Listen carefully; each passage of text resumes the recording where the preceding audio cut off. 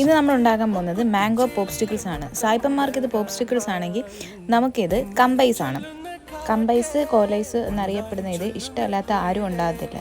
അതിനായിട്ട് ആദ്യം ഒരു ജാറെടുത്ത് അതിലേക്ക് മാങ്ങ ഇട്ട് ആവശ്യത്തിന് തേനും പാലും ഒഴിച്ച് അതിലേക്ക് വേണമെങ്കിൽ അണ്ടിപ്പരിപ്പും ബദാമും പിന്നെ ആവശ്യത്തിന് മധുരം ഇഷ്ടമുള്ളവർക്ക് നല്ലതുപോലെ ഇടാം, ഇഷ്ടമില്ലാത്തവർക്ക് കുറച്ചിടാം.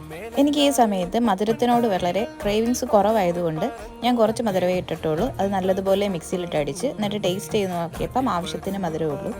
ഇനി നമ്മളുടെ മോൾഡിലേക്ക് ഇതങ്ങ് ഒഴിച്ച് നല്ലതുപോലെ അടച്ചു വെക്കാം. ഇനിയാണ് ഏറ്റവും വലിയ ടാസ്ക്, കാത്തിരിപ്പ്. ഫ്രീസ് ചെയ്യാൻ വേണ്ടി നമ്മളിത് ഒരു ദിവസം വരെ കാത്തിരിക്കണം. ഇത് ഫ്രീസ് ആയിട്ടുണ്ട്, നല്ലതുപോലെ തണുത്ത് കട്ടയായിട്ടുണ്ട്. ഇനി ഇത് നമുക്ക് കെട്ടിയനെ കൊണ്ട് തന്നെ ടേസ്റ്റ് ചെയ്യിപ്പിക്കാം. ജിമ്മനായതുകൊണ്ട് മധുരത്തിനോട് വലിയ താല്പര്യമില്ല, എങ്കിലും ഭാര്യ ഉണ്ടാക്കിയതായതുകൊണ്ട് ട്രൈ ചെയ്യാമെന്ന് പറഞ്ഞു. പുള്ളിക്ക് ഇഷ്ടപ്പെട്ടു. അപ്പം നിങ്ങളും ട്രൈ ചെയ്ത് നോക്കണേ. അപ്പം എല്ലാവർക്കും ടാറ്റാ.